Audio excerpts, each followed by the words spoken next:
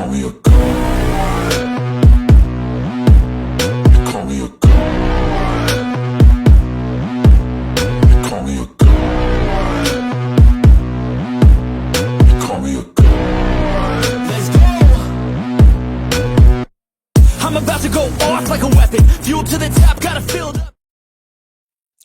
Okay, what is going on, everybody? And welcome back to the Juggernaut Show. I'm your host, Juggernaut097, and today I'm here to today I'm here to talk about Ring of Honor Final Battle 2024. Now, it's been a while since I reviewed a Ring of Honor pay-per-view. I'm going to be completely honest with you. I usually don't stay caught up with the weekly content of Ring of Honor. But usually these pay-per-views are pretty much good to great. Like, I never really seen like these ones that Tony Khan has been doing. I never really seen a bad Ring of Honor show. Like, sometimes like they tend to surprise me. Like, I go in like with little to no expectation. Like I said, because like the weekly TV shows, like, it's okay. It could be better. Like I said, I don't really watch it a whole lot. You know, I kind of wish they had a TV deal, but usually their pay-per-views do pretty good. It's a Ring of Honor Final Battle. It was held in the Hammerstein Ballroom, the legendary Hammerstein Ballroom. There's been a lot of Ring of Honor shows at the Hammerstein Ballroom. It's been a lot.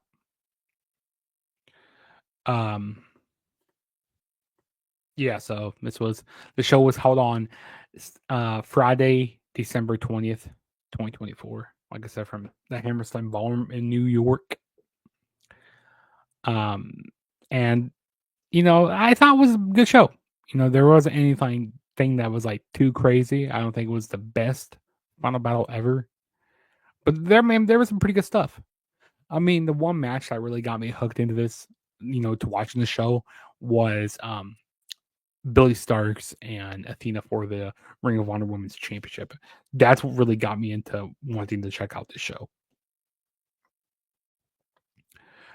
Also, we have Matt Cardona on here. He was going up against Chris Jericho for the Ring of Honor World Heavyweight Championship. I mean, say what you will about Chris Jericho.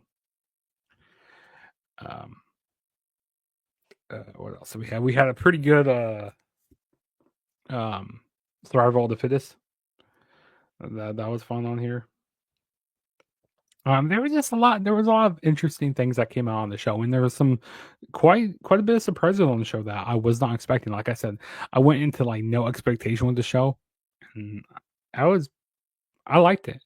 Like I said, was it the best Final Battle? No, but it's not the worst either. It's it's an okay show. I'll say it's okay for what it is. So let's go ahead and get started with this review. So the first match that kicked off the night, and we're not going to talk about the 0 hour because I don't care about the 0 hour. So first match that kicked off the night, we had Atlantis Jr. going up against Mansoor, and in the corner of Mansoor we had Mason Madden. This was definitely an interesting way to kick off this show, and so Mansoor and Mason Madden, they've been doing stuff on Collision, and they've been doing stuff on Rampage. They've been doing a little bit of stuff on Dynamite as well. But yeah, you definitely could see stuff that they were doing, and they're called the MXM Collection. And he was going. So Mansoor was going up against Atlantis Jr. He's this lucha libre, as you guys can see right there. Also, I like the graphics that they had going on for the show. It had like this comic book type feel, and I think it says approved by the Learning Tree. Hold on, let me put that on full screen really quick. Yeah, it says approved by the Learning Tree. So I think that's funny right there. But yeah, Atlantis Jr. and Mansoor. The match got started out like really slow. Like, I don't know what it was. Like, they were trying to do some like amateur type of wrestling. They were, I don't know. It just what they were doing at the beginning of the match wasn't all that great. Also, Mansoor, he was very, playing up to the crowd a lot. He was definitely showboating a lot. Definitely like, posing, doing a lot of his poses, and so was Mason. Yeah, he was definitely doing that stuff as well. He definitely got involved as well. No, this was definitely the greatest match when Danhausen got involved. Danhausen came from under the ring because Mason was getting involved. He kind of like tripped up Atlantis Jr. They were doing a little bit of cheating there. And it's coming from out from under the ring. We had the return of Danhausen. Very nice, very evil Danhausen. And the crowd erupted for Danhausen. This is when the match started picking up really good. There was some, pretty nice spots in this match. Like towards the end of this match, it was fun. When Danhausen came out, like I said, the crowd erupted for that. There were some pretty nice catapults that happened to the outside of the ring. But in the end, Atlantis Jr. did end up getting the victory. He hit a frog splash off the top rope to take out Mansoor. And Atlantis Jr. was winner of the first match. And then after the match, we had Mason. He got involved. He gave Atlantis a headbutt. But then Danhausen got in the ring. And then he pointed at Mason and cursed him. Gave him a German suplex. And that's how we opened up the show here on the regular card. I was not expecting to see Danhausen, but also he put the teeth in the mouth of Danhausen. I mean, sorry, Mason. Sorry. Yeah, but that was cool seeing Danhausen. This makes this match the best match tonight. Just for seeing Danhausen. No, I'm just kidding. But no, it was awesome seeing Danhausen here. I'm a big fan of him. A lot of people are a big fan of him. I just love his character, but yeah, we will go on to the next match, which we had was Katsuyori Shibata going up against the Dynamite Kid, Tommy Billington. Definitely, you saw a lot of similarities with with Tommy Billington to the original Dynamite Kid. Definitely you saw, like I said, quite a bit of similarities. This match was really short, to be honest. It only got 9 minutes or so. The fans are really behind Katsuyori Shibata. They were really showing him a lot of respect here. They're showing Katsuyori Shibata a lot of respect. Nice technical style type of match. Katsuyori Shibata he's a really good wrestler in the ring.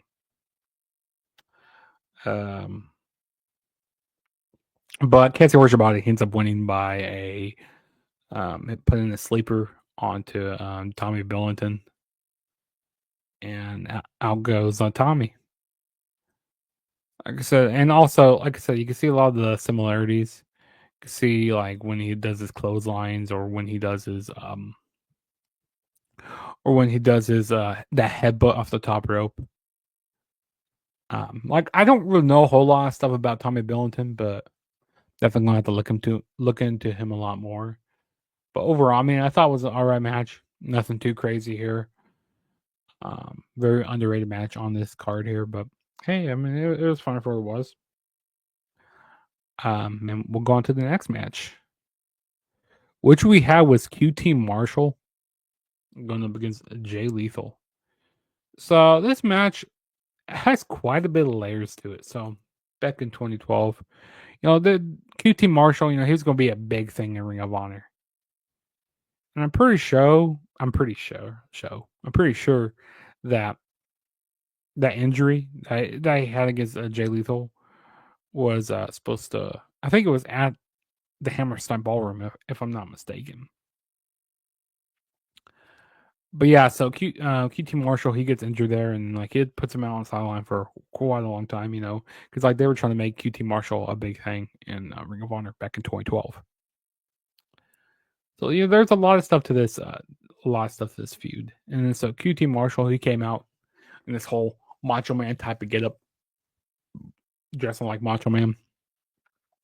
Also, Jay Lethal, he came out as the ooh yeah black machismo. That was pretty cool. That's pretty cool. He came out with Sanjay Dutt and sensational Karen, Karen Jarrett. Looking like the sensational Sherry. Um, yeah, this was definitely a fun match. There was a surprise in the match, which we saw. Well, was it Aaron Solo? I can't remember. Someone was going after Karen Jarrett, or sensational Karen. Someone was going after her. I believe it was Aaron Solo. Go down in the comments. Let me know if I'm wrong. But yeah, someone was going after sensational Karen, and then we had Jeff Jarrett come out, and Riccaboni, he was marking out like, "Oh, this is the first time Jeff Jarrett has ever been um in a Ring of Honor ring before." Which, I mean, that's pretty cool. Which is quite surprising to think about. This is the first time Jeff Jarrett's ever been in ROH. We had that thing, that whole thing between Ring of Honor and TNA, especially around the time when they had those pay-per-view the whole thing going on with pay-per-views and all that. So you had that whole like rivalry going on between ROH and TNA. But yeah, this is pretty cool here, QT Marshall, he ends up smashing the guitar over Aaron Solo in the match here. Yeah, there was just a lot of fun stuff here in this match. I really enjoyed it. Jay Lethal ends up winning. He does a lethal injection, and then he goes up to the top rope and he does the Macho Man elbow. But yeah, this was definitely a fun match here. I really enjoyed it. Like I said, there's definitely a lot of layers to this feud when you look at it. Like looking at it on card, you like, yeah, this is gonna be an okay match. But and it's cool to see Jay Lethal back in Ring of Honor because he was a great Ring of Honor World Champion. Like it was around 2014, 2015. Yeah, that those are some good times with Jay Lethal. But yeah, fun match. Really enjoyed it. And then the next match we had was the ROH Women's World Television Title online. We had Red Velvet defending the title against Layla Hirsch, and I'm gonna say, to be honest, this was the weakest match on this card. I'm not gonna lie, this was the weakest thing on this card. I really wasn't paying attention to this match a whole lot. Red Velvet did end up retaining her title. She was cheating to retain her title. She ends up like bringing a part of the turnbuckle from like under the ring. The thing that puts like the post to the turnbuckle, and like you kind of like twist it on. It's like a big long metal piece. So she ends up bringing that. The referee sees it, takes it away, and then she ends up having a big old wrench, hits it over the face of Layla Hirsch, and then the referee didn't see that, and Red Velvet ends up retaining her television championship. Yeah, I was, like I said, the weakest thing on this card here. Was not a fan of this at all. Yeah, I don't really have much else to say about this. All right, and then the next match we have was the ROH Pure Challenge or Pure Championship Open Challenge. Lee Moriarty was defending his Pure Championship. Now, who's the man who answered the challenge? It was none other than the one and only Nigel McGuinness. Made his return to the Ring of Honor ring. I was not expecting this at all, to see Nigel McGuinness here. The crowd was erupting for this. This was awesome here. And Nigel McGuinness, he's one of the best ROH pure champions. I mean, he made that title really significant. So he comes out, he has some words with He has some words with what's his name? I'm trying to figure out his name out. Mm, oh gosh, what is his name? His name is blank in my mind right now. Give me 1 second. So, Nigel McGuinness, he has some words with Shane Taylor here.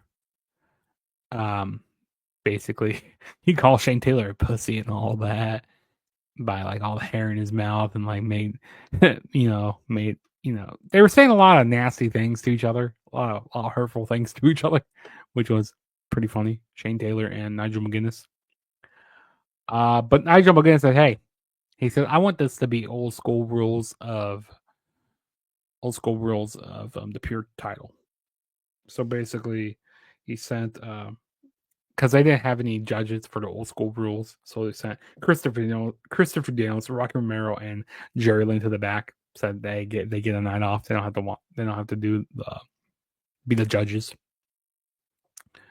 So if you guys don't know what a pure rules match is, it's basically you get 3 rope breaks, and if you go to the ropes, then you get a rope break taken away. If you do a punch to the face, a close fist to the face, and you get another rope break taken away. Now, if you exhaust all your rope breaks, then you can be pinned or submitted under the ropes. This was a fun match here. I really enjoyed it. Also, Lee Moriarty, he's been growing on me a lot more. I've been liking what he's been doing with this title belt. But yeah, I mean Nigel McGuinness, he just knows how to exploit, people. He was great at making people use their rope breaks, like forcing them over to the ropes and make them use it. And that's what he was doing with Lee Moriarty here, which I was really enjoying that. Really nice counters here between both men.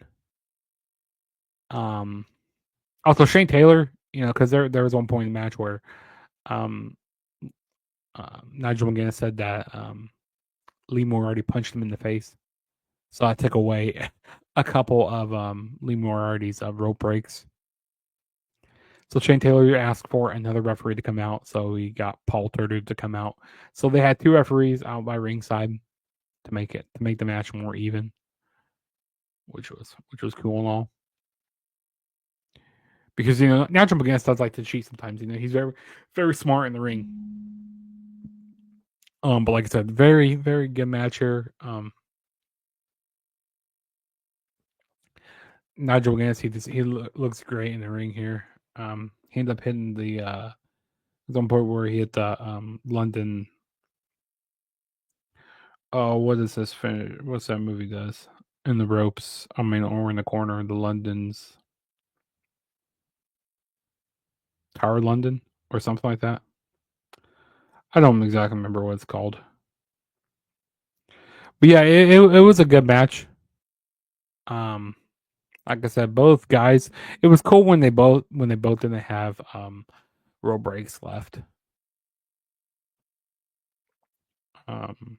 It is called. What's that move called? Oh yeah, the move is called the Tower of London. Yeah, it was cool that he Nigel McGuinness pulled out of that. You also saw the Border City stretch pulled out a lot from Lee Moriarty. Both guys are very smart about using their rope breaks as well. But once they both didn't have any rope breaks left, it was like really cool because you're like, oh, how are they going to end up kicking out? So I thought that was really good there because there were some points where they put their foot on the rope, but it wouldn't count because they were out of rope breaks. But Lee Moriarty ends up retaining. He had on the border city stretch. Yeah, Nigel McGuinness is on his way to the ropes, but Lee Moriarty pushes off for like some leverage, and Nigel McGuinness taps out. And after the match, they show each other, nice respect. They both handshake each other's hand. Basically, if you're defeating one of the best pure champions, that's really saying something. that is really saying something there for Lee Moriarty to defeat one of the best pure champions. So yeah, so that was a really fun match. Really enjoyed it. Probably one of the best matches of the night. One of your better matches of the night. And then next match we had was the ROH World Tag Team titles on the line. We had the Sons of Texas going up against the Righteous. The Righteous is who's the Righteous? Vincent and I can't remember the big fat dude's name. That tells you how much I watch Ring of Honor television. Dutch, that's his name. Yeah, Vincent and Dutch going up against the Sons of Texas, Dustin Rhodes, and Sammy Guevara. Yeah, so this was a bull rope match, a double bull rope match. So basically, like in the whole promos to lead up to this match, Dutch was saying how Dusty thought a whole bunch of Dutch. Thought he was going to be a big time star.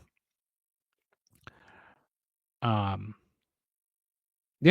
I mean that's basically what it was. And then they had the original bull rope that got used on Dusty, that got smashed over the head of Dusty.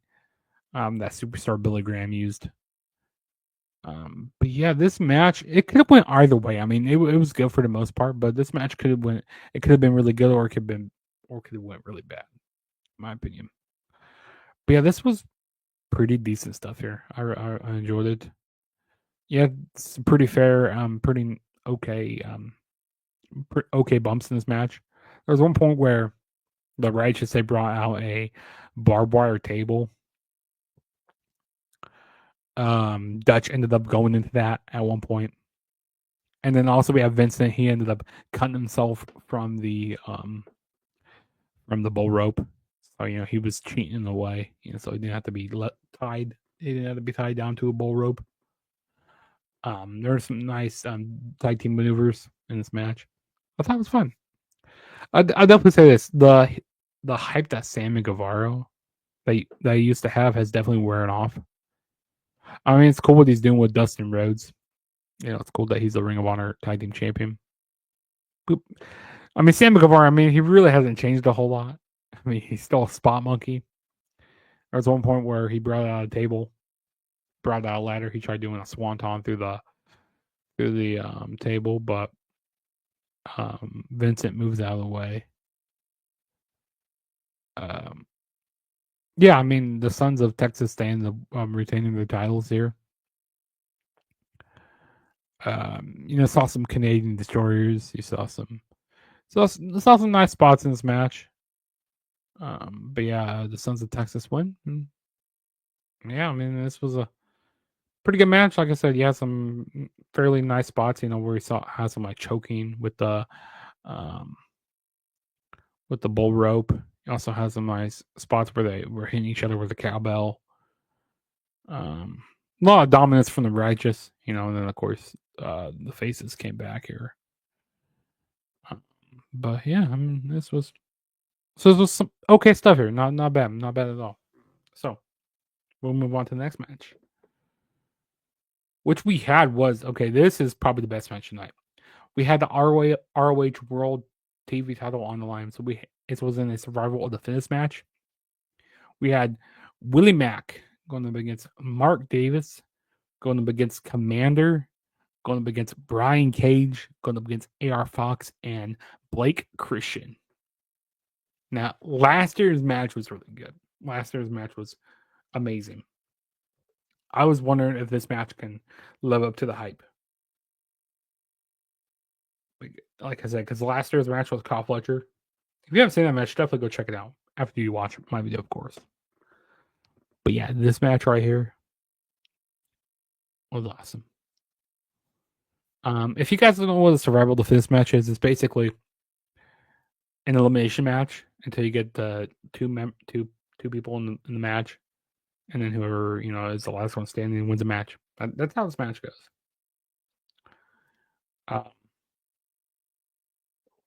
Commander, throughout the match, he was flying around a lot in the match. AR Fox, he was getting people. The crowd was really chanting for AR Fox on the match. Um, you saw a lot of crazy spots throughout this match. There was one point where Willie Mack he started hitting a whole bunch of stunners on everybody. You get a stunner, you get a stunner, you get a stunner. He was stunnering everybody. But suddenly that came to a stop when Brian Cage he hit a discus lariat onto Willie Mack. So Willie Mack was the first one to lead the match. And then AR Fox, he was out, hitting planchas on everybody, diving on everybody outside the ring.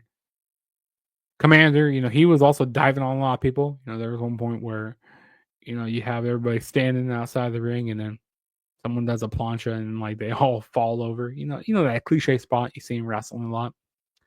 Commander did that. But AR Fox was the second to go.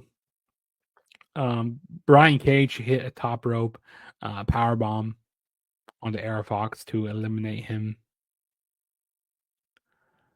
And then so it came down to Mark Davis, Commander, Brian Cage, and Blake Christian. Now it was pretty cool seeing Mark Davis and Brian Cage go at it. They went back and forth a lot with each other. As Booker T likes to said, no bread, no water, just meat, and that's what this was here. This was this two big beefy men going at it. Mark Davis, he was hitting some nice pile drivers here. Brian Cage was the next to go. Mark Davis hit a pile driver on the Mark Cage. Mark Davis hit a pile driver on the Brian Cage. So the crowd erupted for that because they're like, hey, we are guaranteed a new TV champion here. So then it came down to Mark Davis and Commander and Blake Christian. Then Mark Davis was next to go. Blake Christian ends up low blowing Mark Davis and then rolling him up for the 1, 2, 3. So then was Commander and Blake Christian, and also Blake Christian. He was getting a lot of heat in this match. I don't really understand why. I mean, he does. Looking at him, he does look like a cocky heel. Like he doesn't really have a whole lot of character to him, but like his in-ring presence, his in-ring skills is like really good. He can move around really good in the ring. Yeah, I mean this was some fun stuff between Commander and Blake Christian, and also Commander. He was in the final. He was one of the final men in last year's survival of the fittest match between. It came down to Commander and Kyle Fletcher. So that's pretty cool here. But in the end, Commander ends up beating Blake Christian here. You saw the whole, walk across the ropes here. That was pretty cool. You saw him hit the big, shooting star press. And Commander ends up becoming the new ROH World Television Champion. Awesome match. I probably left out some spots that happened in the match, but this was like crazy. A lot of spots in this match. You definitely gotta go check this match out if you haven't already. Yeah, but Commander is your new television champion. He's been doing a lot of stuff, and he's been doing some pretty good stuff in the Gold League as well of the Continental Classic. But yeah, Commander is your new champion. Yeah, this is one of your better survival of the fittest matches. It's definitely not better than last year's match, but this is your better stuff of your survival of the fittest. Because there have been some bad survival of the fittest matches that happened in the past. But this was good here. I enjoyed it. So we'll move on to the next match, which we had our co-main event here. We had the ROH World Title on the line. Chris Jericho, He's calling himself the King of New York. Chris Jericho, the ROH World Champion, going up against Matt Cardona. Now, Matt Cardona coming out looking, came out in like the Ghostbusters type of gear. Thought that was cool. He came, I like his entrance coming out from the outside. And Jericho, Jericho's a great character and all. Like if you don't like Jericho that much, or what he's been doing in the ring as of late, this ain't gonna change your opinion on Chris Jericho here, because I gotta say his in-ring work did not look that good. He looked very lethargic, looked very bad in the ring. But I mean, his character does kind of make up for it, because like earlier in the night he was talking about like Juan Soto. And of course, how Juan Soto he's gonna be with the Mets, not with the Yankees. He's trying to be like, play up to his heel character, but I think it backfired on him a little bit, because a lot of people were Mets fans. They were saying, "Let's go Mets, let's go Mets." So it kind of backfired on Chris Jericho a little bit there. There was a lot of Mets fans in the crowd. Also the entrance that Jericho came out with, that was pretty cool. He came out to New York, New York, New York, New York. Came out to that song, and that was pretty cool. And we came out with those dancers. But I gotta say, one thing I didn't like about Jericho's entrance was the whole Statue of Liberty look. It's like, I just didn't like that at all. If he would let that out, the entrance would have been better. But yeah, Jericho, Matt Cardona. Yeah. I'm quite surprised, that it was Matt Cardona that they picked.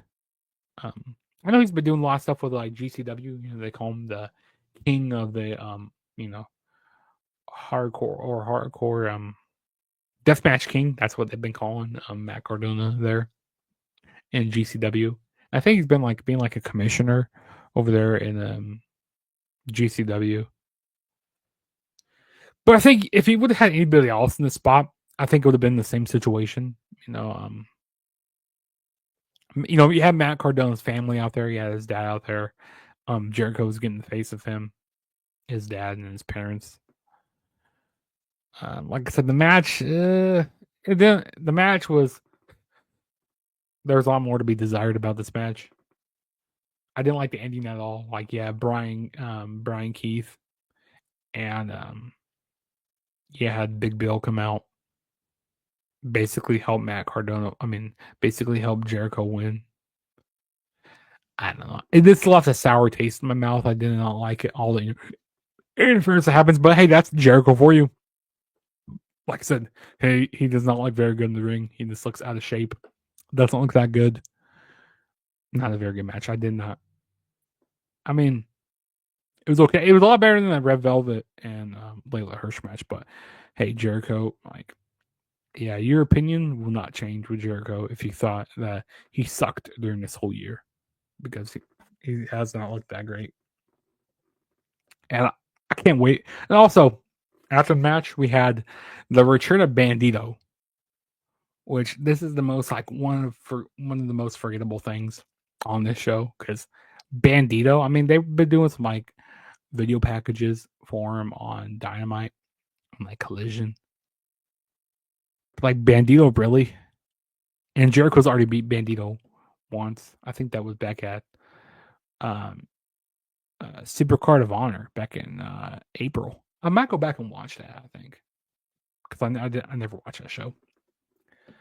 But yeah, this match here, with Bandito coming out, so it looks like maybe we might be getting a match between Jericho and Bandito. I don't know who's going to take the title off of Jericho. And also, I want ROH eventually to get a TV deal, because I would definitely watch ROH more. And also, cut down the time of Ring of Honor as well. The weekly television, make it an hour long. Because it doesn't need to be, because you put, and Tony Khan has this problem with AEW as well. You just stack so many people on the card, and it's I don't care about it. I don't care about it a lot. There's stuff you put on the show that I just, I don't really care about it. And Tony Khan just does that with all the shows. He gives you quantity over quality, which is this terrible. I mean, he wants to give you your bang for your buck, but still. I mean, Jericho wins here, and I'm kind of going on to a rant, but yeah, Jericho wins. He's still the ROH World Champion. And yeah, next match. Okay, this is the reason why I really wanted to watch the show, because this for this main event here, we had the ROH Women's World Title on the line. We had Athena defending the title against Billy Starks, Space Jesus Billy Starks. A rematch from last year's Final Battle. And that's really saying something. If you're going to give these, like, both these girls the same match, the same main event from last year, that's really saying something. Because sometimes it works, sometimes it doesn't. But hey, doing this here, it worked. It really worked. And also, I like the whole face paint that Athena had going. She kind of had like a two-face thing going on, because she brought Billy Starks like under her wing, and then Billy Starks, she's been screwing up time after time. And Athena, she was just done with it. Tired of Billy Starks screwing up. And this is kind of going the same as last year's Final Battle.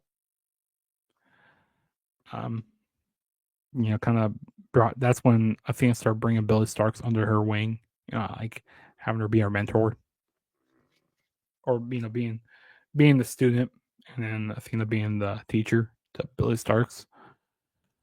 But yeah, I mean, this was good stuff here. Both of them had like really good chemistry. Also, you had the parents, you had the mother of Billy Starks there.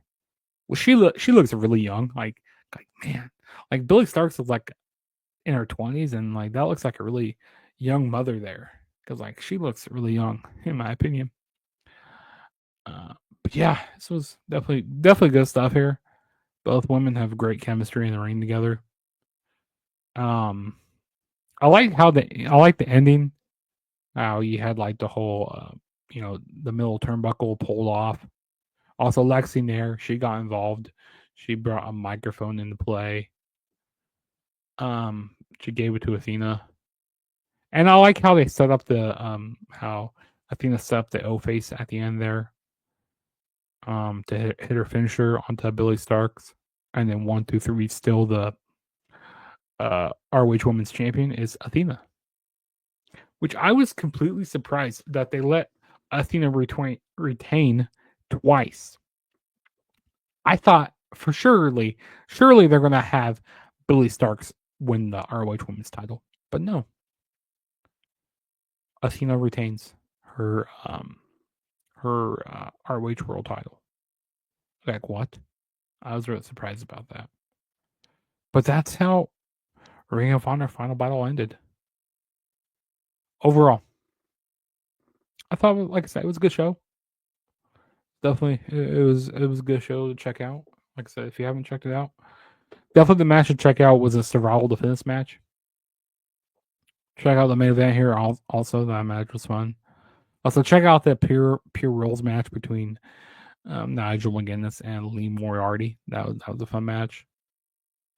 Overall, I mean, was this the best Final Battle? No.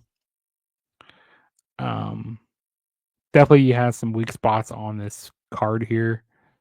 Kind of the weakest pay-per-view that Tony Khan has put on for ROH since buying Ring of Honor. Like I said, it wasn't the worst ROH show I ever seen. But yeah, that was my review for ROH Final Battle 2024. If this is your first time ever checking out my channel, hit that subscribe button. Also, hit that notification bell to be notified every time I make a new video. So go follow me on all my social media platforms. Go follow me on Twitter and Instagram at the True JSB. You can see right down there. And you guys can go down in the description below to go follow all the other channels down there. Definitely do that. Also, hit that like button. That really helped me out a whole lot. Help out my videos in the algorithm. The more you like, the more my videos get noticed out there more. So definitely do that. I'm on the road to 1K subscribers, so let's get me there. But yeah, that was my Ring of Honor review. Definitely, this is a show I wouldn't recommend. Has a lot of replay value, but there's some matches I would actually go back and watch. I wouldn't say, hey, you'll go out of your way to watch this pay per view, but hey, it was fine for what it was. But yeah, that was my review, and I will see you guys in my next video, whatever that may be. So, peace out, guys.